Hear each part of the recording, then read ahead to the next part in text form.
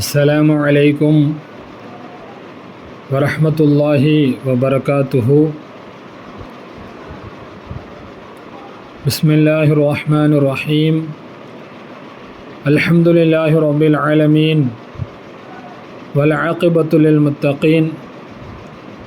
அஸ்ஸலாத்து வஸ்ஸலாமு அலா சய்யிதினா முஹம்மதின் அஷ்ரஃபில் அன்பியாஇ வல் முர்சலீன் வ அலா ஆலிஹி வ அஸ்ஹாபிஹி ومن تبعهم بإحسان إلى يوم الدين. أما بعد فقد قال الله تبارك وتعالى في كلامه القديم والفرقان الحميد بعد أعوذ بالله من الشيطان الرجيم بفضل بسم الله الرحمن الرحيم. يا أيها الذين آمنوا كتب عليكم الصيام كما كتب على الذين من قبلكم لعلكم تتقون. சதகல்லாஹுல் அலியுல் அதீம். அளவற்ற அருளாளனும் நிகரற்ற அன்புடையோனுமாகிய எல்லாம் வல்ல அல்லாவின் திருநாமத்தை கொண்டு ஆரம்பம் செய்வோமாக. அல்லாவின் மேலான சாந்தியும் அவனது கருணையும் நம் உயிருக்கும் உயிரான உயிரினும் மேலான அருமை நாயகம் முஹம்மது ரசூலுல்லாஹி ஸல்லல்லாஹு அலைஹி வஸல்லம் அவர்களின் மீதும் உலக முஸ்லிம்கள் எல்லோரின் மீதும் இரப்பமாய் உண்டாவதாக, ஆமீன். ஆரம்பமாய் அல்லாவிற்கு அஞ்சி நடந்து கொள்ளும்படி எனக்கும் உங்களுக்கும் வசியத்து செய்து கொள்கின்றேன். வல்ல ரஹ்மான் நம் வாழ்வில் எல்லா நிலையிலேயும் தக்வாவுடைய நிலையை நசீபாக்கி தருவானாக.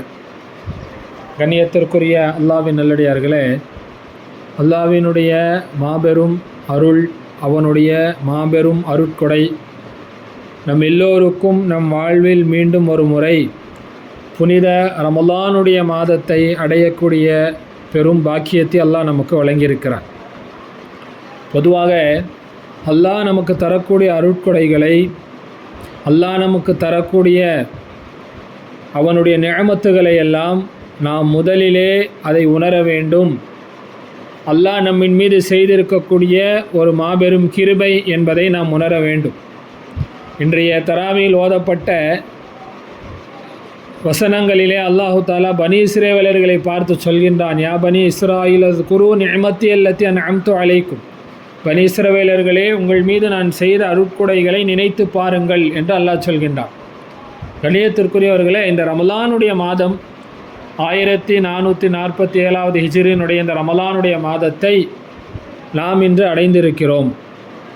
ஒரு நீண்ட நேர எதிர்பார்ப்பிற்கு பின்னால் பிறை தென்பட்டதா இல்லையா என்கின்ற ஒரு நீண்ட எதிர்பார்ப்பிற்கு பின்னால் அல்ஹம்துலில்லாஹ் நம் தமிழகத்தில் சில இடங்களிலே பிறை தெரிந்திருக்கிறது. அந்த அடிப்படையிலே இன்று நாம் ரமலானுடைய மாதத்தின் துவக்கத்திலே இருக்கிறோம். கண்ணியத்திற்குரியவர்களே, முதல்ல ஒரு விஷயம், பொதுவாக இந்த ரமலானுடைய மாதம் வருகின்ற பொழுதும் இந்த ரமலானுடைய மாதம் முடிவடையக்கூடிய அந்த 29வது பிறையிலேயும் நாம் பெரும்பாலும் இந்த பிறை சம்பந்தமான தகவல்களை நாம் நம்முடைய வாட்ஸ்அப்களிலே ஃபோன்களிலே தான் தேடுகிறோமே தவிர, பெரும்பாலானவர்கள் அந்த நேரத்திலே ஒரு சுன்னத்தை நடைமுறைப்படுத்துவதற்கு நாம் மறந்து விடுகிறோம். அன்றைய நாளில் ஷாபானுடைய பிறை 21 ஷாபானுடைய 30வது பிறையாக இருந்தாலும், அதாவது 29வது நாளினுடைய பின்னேரம், ரமலானுடைய அந்த 29வது நோன்பினுடைய பின்னேரமாக இருந்தாலும், அன்றைய மகரிபுக்கு பின்னால் நம்முடைய கண்களுக்கு தெரிகிறதோ இல்லையோ, ஆனால் வானத்திலே பிறையை தேடுவது ஒரு சுன்னத். ஸல்லல்லாஹு அலைஹி வஸல்லம் ஒரு ஹதீஸிலே சொல்லி தருவார்கள், குழப்பமான காலகட்டத்தில் ஒரு சுன்னத்தை நாம் நடைமுறைப்படுத்தினால், ஹயாத்தாக்கினால், அதற்கு 100 ஷஹீதுகளினுடைய நன்மை கிடைக்கும் என்று நாம் பார்க்கிறோம். இப்போ அந்த அடிப்படையில் குழப்பங்கள் நிறைந்த காலத்திலே இது போன்ற சுன்னத்துகளை நாம் ஹயாத்தாக்க வேண்டும், பின்பற்ற வேண்டும். அதேபோல் பிறை சம்பந்தமான நம்முடைய எண்ணங்களை நாம் சரி செய்து கொள்ள வேண்டும். வெறுமனே ரமலானுக்கு மட்டும் பிறை பார்ப்பது சுன்னத்தல்ல. வருடத்திலே 12 மாதங்களிலேயும் நாம் பிறை பார்க்க வேண்டும்.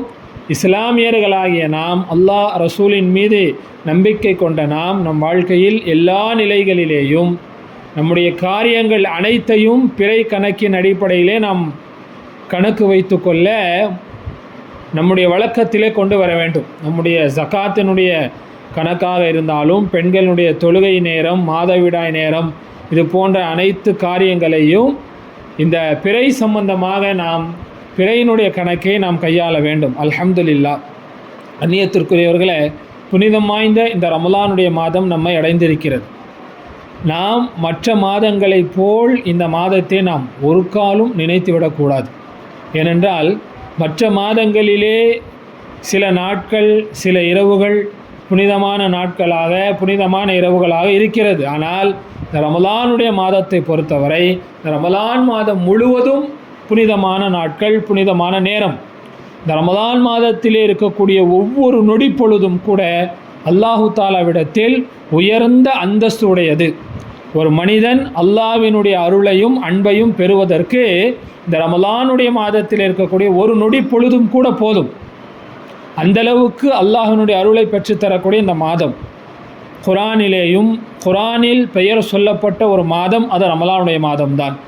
பொதுவாக இந்த நோன்பை பற்றி அல்லாஹ் சொல்கின்ற பொழுது, இந்த நோன்பு நம்மின் மீது கடமையாக்கப்பட்ட நோக்கம் என்ன என்றால் அல்லாஹ் சொல்கின்றான், லஅல்லக்கும் தத்தகூன், நீங்கள் இறையச்சம் உள்ளவர்களாக ஆக வேண்டும் என்பதுதான் நோன்பினுடைய பிரதான முக்கிய நோக்கம். நாம் பசித்திருப்பதோ, தாகித்திருப்பதோ அல்லது பகல் முழுவதும் நம்முடைய ஆசைகளை அடக்கிக் கொள்வது அங்கே நோக்கம் அல்ல. இவைகளெல்லாம் ஒரு பயிற்சியாக இருந்தாலும் இவைகள் மூலமாக நம்மிடத்திலே தக்குவா என்கின்ற இறையச்சம் வர வேண்டும். பொதுவாக இந்த தக்குவா என்பது எந்த அடிப்படையிலே நம்மிடத்திலே வரும் என்றால், குரானிலே அல்லாஹ் இன்னொரு இடத்திலே சொல்லி காட்டுகிறான், ஒமையு அல்லிம் ஷஆயிர் அல்லாஹி ஃபைன்னஹா மின் தக்வல் குலூப். அல்லாஹ்வின் அடையாள சின்னங்களை கண்ணியப்படுத்த வேண்டும். அப்படி கண்ணியப்படுத்துபவர் அவருடைய உள்ளத்திலே தக்வா இருப்பதற்கு அது அடையாளம் என்பதாக அல்லாஹ் சொல்லி காட்டுகிறான். அந்த அடிப்படையில் அல்லாஹ்வுடைய அடையாள சின்னங்கள் என்ன என்றால், இந்த ரமலானுடைய மாதம் என்பதும் அல்லாஹ்வினுடைய அடையாள சின்னத்தில் உள்ளது தான். இந்த ரமலானுடைய மாதத்தையும் நாம் கண்ணியப்படுத்த வேண்டும். இந்த ரமலானுடைய மாதத்தையும் நாம் கண்ணியப்படுத்த வேண்டும். கண்ணியப்படுத்துவதென்றால் என்ன? இந்த ரமலானை நாம் எப்படி பயன்படுத்த வேண்டுமோ அதிலே அணு அளவும் நாம் குறைகளை வைத்து விடாமல் முழுவதுமாக பயன்படுத்தி கொள்ள வேண்டும். என்ன செய்யணும்? ரமலானுடைய மாதத்தில் நாம் ரமலான் மாதம் முழுவதும் நோன்பு வைக்க வேண்டும். நாம் பயணத்திலே சென்றாலும் கூட நோன்பு வைப்பதற்கு முயற்சி செய்ய வேண்டும். ரமலானுடைய மாதத்தில் 5 நேர தொழுகைகளை முறையாக, ஆண்களாக இருந்தால் இமாம் ஜமாத்தோடு முன்பின் சுன்னத்துகளை பேணி, பெண்களாக இருந்தால் தங்கள் இல்லங்களிலே அந்த நேரத்திலே முறையாக தொழ வேண்டும். முக்கியமான விஷயம், இந்த ரமலானுடைய காலத்திலே மற்ற காலங்களிலே அல்லாஹ் நமக்கு தராத 2 வாய்ப்புகள் இந்த மாதத்திலே நமக்கு தருகிறான். ஒன்று இரவு நேர தொழுகை. தராவி தொழுகையினுடைய அந்த இரவு நேர தொழுகை என்பது அல்லாஹு தாலாவிடத்தில் ஒரு அடியானுக்கு அந்தஸ்தை உயர்த்தி தரக்கூடிய ஒரு தொழுகை. எனவே அந்த தொழுகைகளையும் நாம் முறையாக தொழ வேண்டும். இரண்டாவது, தஹஜ்ஜுடைய நேரத்தில் நாம் சஹர் செய்வதற்காக எப்படியும் நாம் தஹஜ்ஜுடைய நேரத்தில் நாம் எழுந்திக்கிறோம். பொதுவாக இந்த தஹஜ்ஜுடைய சிறப்புகளை பற்றி மார்க்க அறிஞர்கள், உலமா பெருமக்கள் என்ன சொல்கிறாங்க அப்படின்னா, இந்த தஹஜ்ஜுடைய நேரம் எந்த அளவுக்கு பரக்கத்து வாய்ந்தது. ஒரு மனிதன் தஹஜ்ஜுடைய நேரத்திலே எழுந்து எந்த விதமான அமல்களையும் செய்யலை, எந்த நல்ல அமல்களையும் அவன் செய்யவில்லை, தொழவில்லை, குரானை ஓதலை, இஸ்திக்பார் செய்யலை, திக்ருகள் ஓதலை, துஆ செய்யலை. இப்போ என்ன செய்கிறான் அந்த மனிதன்? தஹஜ்ஜுடைய நேரத்தில் ஹலாலான, அதாவது மார்க்கத்துக்கு முரணில்லாத காரியங்களை செய்கிறார். உதாரணமாக ஒரு பெண் அந்த நேரத்தில் எழுந்து உணவு சமைக்கிறாங்க, அல்லது வீடுகளை சுத்தம் செய்கிறாங்க. ஒரு ஆண் தன்னுடைய வேலைகளை செய்கிறான்னு சொன்னாலும் அப்பேற்பட்ட மனிதனுக்கும் இந்த தஹஜ்ஜுடைய பரக்கத்துகளில் சில பரக்கத்துகள் அவனுக்கு கிடைக்கும் என்று சொல்லி காட்டுறாங்க. பெண்ணு ஒரு ஆள் அந்த நேரத்தில் எழுந்து காலையில் உணவு தான் சமைக்கிறாங்கன்னு வச்சுக்குவோம், அவர்களுக்கும் அந்த நேரத்தில் விழித்த பரக்கத்து, அதனால் சில அருள்கள், சில நியமத்துகள் கிடைக்கிறது என்றால், அந்த நேரத்தில் நாம் இபாதத்துகளில் ஈடுபடுகின்ற பொழுது அது ரொம்ப அல்லாஹ்விற்கு ஒரு அடியான் நெருங்குவதற்கு ஆக சிறந்த நேரம் அந்த தஹஜ்ஜுடைய நேரம். ஏன்னா சில சஹீஹான ஹதீஸ்களிலே வருகிறது, அந்த நேரத்தில் அல்லாஹ் தஆலா முதல் வானத்திற்கு இறங்கி தன் அடியார்களிடத்தில் என்ன வேண்டும் என்று கேட்கிறான். இது ரமலானில் மட்டுமல்ல, மற்ற எல்லா மாதங்களிலேயும். இருந்தாலும் நமக்கு அந்த நேரம் கிடைப்பது என்பது இந்த ரமலானுடைய மாதத்திலே தான். இந்த மாதத்தில் அடியார்கள் தன்னிடத்திலே நெருங்கி வர வேண்டும் என்பதற்காகத்தான்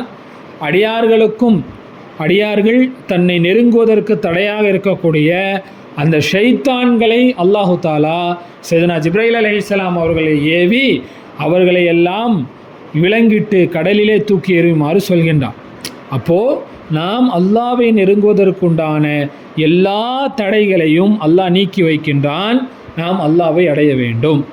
பொதுவாக இந்த ரமலானுடைய மாதத்தில் நாம் முக்கியமாக கவனத்திலே கொள்ள வேண்டிய ஒரு விஷயம், ஒரு சபை ஸல்லல்லாஹு அலைஹி வஸல்லம் தன் சஹாபா பெருமக்களுக்கு தன் தோழர்களுக்கு உபதேசம் செய்து கொண்டிருக்கிறார்கள்.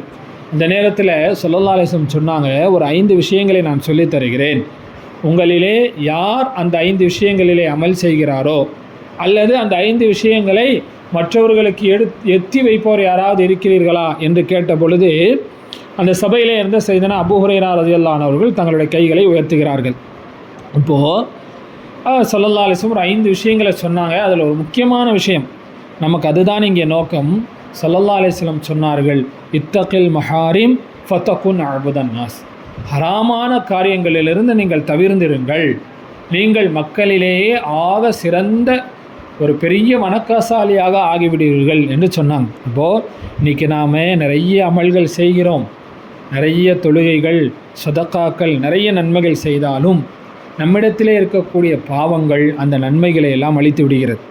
ஸல்லல்லாஹு அலைஹி வஸல்லம் ஒரு முறை சஹாபாக்கள்கிட்ட கேட்டாங்க, மனில் முஃப்லிஸ், பரம ஏழை என்றால் யார் அப்படின்னு கேட்டாங்க.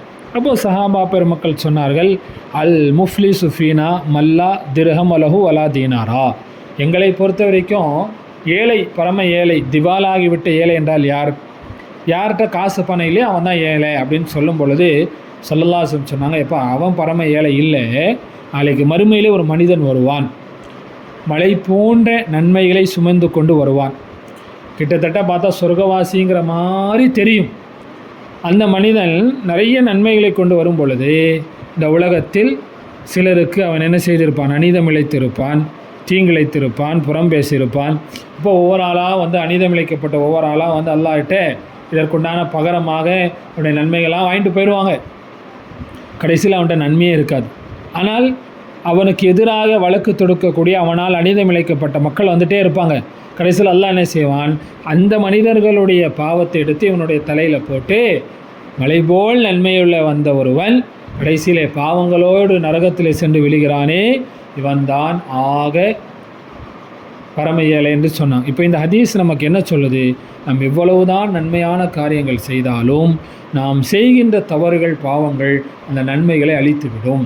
எனவே இந்த ரமலானுடைய மாதம் நமக்கு முழுவதும் அதனுடைய அருளையும் அதனுடைய பரக்கத்துகளையும் நாம் பெற வேண்டுமென்றால் அமல்களிலே நாம் கவனம் செலுத்தும் அதே நேரத்தில் நம் அமல்களை பாழாக்கி விடக்கூடிய பாவமான காரியங்களிலே நாம் ஈடுபட்டு விடாமல் மிக கவனத்தோடு இருக்க வேண்டும். எனவே புனிதமாய் இந்த ரமலானுடைய மாதம் மிகவும் பிரபலமான ஒரு நபி மொழி ரமலானை பற்றி, யார் இந்த ரமலானை அடைந்தும் அதன் மூலமாக தன்னுடைய பாவங்களை அவன் போக்கிக் கொள்ளவில்லையோ, கழுவி கொள்ளவில்லையோ, அவனுக்கு நாசம் உண்டாகட்டும் என்று ஜிப்ரைல் அலைஹிஸ்ஸலாம் அவர்கள் சபிக்க ஸல்லல்லாஹு அலைஹி வஸல்லம் ஆமீன் சொல்லியிருக்கிறாங்க.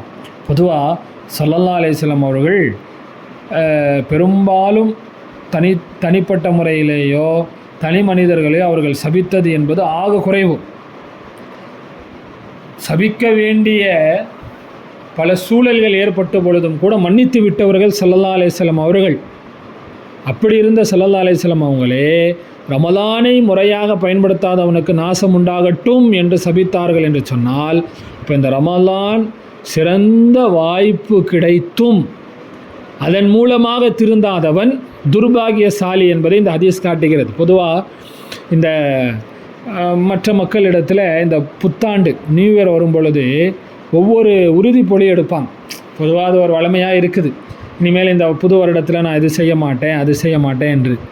ஒரு இஸ்லாமியர்களாகிய நாம் வாழ்க்கையில் அல்லாஹ்வின் பக்கம் திரும்ப வேண்டும், வாழ்க்கையிலே திருந்தி வாழ வேண்டும் என்று நாம் உறுதி கொள்வதற்கு ரமலானை விட சிறந்த ஒரு காலம் நமக்கு கிடையாது. எனவே கண்ணியத்திற்குரியவர்களே, ரமலானுடைய மாதத்தை நாம் பயன்படுத்த வேண்டும். ரமலானுடைய மாதத்தில் நம் பாவங்களை இறைவனிடத்திலே சொல்லி அதற்கு மன்னிப்பு பெற வேண்டும். ரமலானுடைய மாதத்திலே நாம் கேட்பதை தருவதற்கு அல்லாஹ் தயாராக இருக்கிறான். நாம் கேட்க வேண்டும். நமக்கு என்று சொல்லி நிறைய தேவைகள், உள்ளத்திலே நிறைய ஏக்கங்கள், தேட்டங்கள் இருக்கும். அவைகள் அனைத்தையும் இறைவனுடைய சன்னிதானத்திலே கொட்டி தீர்க்க வேண்டிய ஒரு புனிதம் வாய்ந்த மாதம் தான் இந்த ரமலானுடைய மாதம். வல்ல ரஹ்மான் இந்த ரமலானுடைய மாதத்தை நமக்கு அருள் நிறைந்ததாக, பரக்கத்து நிறைந்ததாக நமக்கு ஆக்கி அருள் புரிவானாக. இந்த ரமலான் முழுவதும் சலாமத்தோடு நாம் அடைந்து ரமலானிலே இந்த ரமலான் நமக்கும் நாம் இந்த ரமலானுக்கும் சலாமத்தானவர்களாக அல்லாஹ் ஆக்கி அருள் புரிவானாக. கண்ணியத்திற்குரியவர்களே, இந்த ரமலானுடைய மாதத்திலே நாம் அதிகமாக கேட்க வேண்டிய துவா, யா அல்லாஹ் இந்த ரமலானை எங்களுக்கு நீ சலாமத்தாக்கி தருவாயாக, எங்களை இந்த ரமலானுக்கு நீ சலாமத்தாக்கி தருவாயாக என்ற துவாவை நாம் கேட்டுகிட்டே இருக்கணும். ஏனென்றால் அடுத்த நாள் என்ன நிலைமை நடக்கும் என்று தெரியாத ஒரு இக்கட்டான காலகட்டத்தில் இருக்கிறோம். கடந்த சில வருடங்களுக்கு முன்னால், ஒரு 3 வருடங்களுக்கு முன்னால் கொரோனா போன்ற காலத்தில் ரமலான் நமக்கு வந்துச்சு. ஆனாலும் பள்ளியிலே சென்று தொழக்கூடிய சூழல் நமக்கு இல்லை. அப்பேற்பட்ட இக்கட்டான சூழலை நாம் பார்த்து விட்டு வந்திருக்கிறோம். எனவே இந்த ரமலானை நமக்கு சலாமத்தாக வேண்டும், இந்த ரமலானுக்கு நாம் சலாமத்தாக வேண்டும் என்கின்ற துவாவையும் அல்லாஹ் தஆலாவிடத்திலே நாம் அதிகமாக கேட்போமாக. ரமலானை அல்லாஹ் நம் வாழ்க்கையில் ஒரு சிறந்த ஒரு பொற்காலமாக, அல்லாஹ்விற்கு நாம் உகந்த அடியாராக ஆகுவதற்கு ஒரு காரணமாக, வசீலாவாக இந்த ரமலானை அல்லாஹ் நமக்கு ஆக்கிரல் புரிவானாக. வாஹிர் தவான் அனில் அல்ஹம்துலில்லாஹி ரப்பில் ஆலமீன். அஸ்ஸலாமு அலைக்கும் வரஹ்மத்துல்லாஹி வபரகாத்துஹு.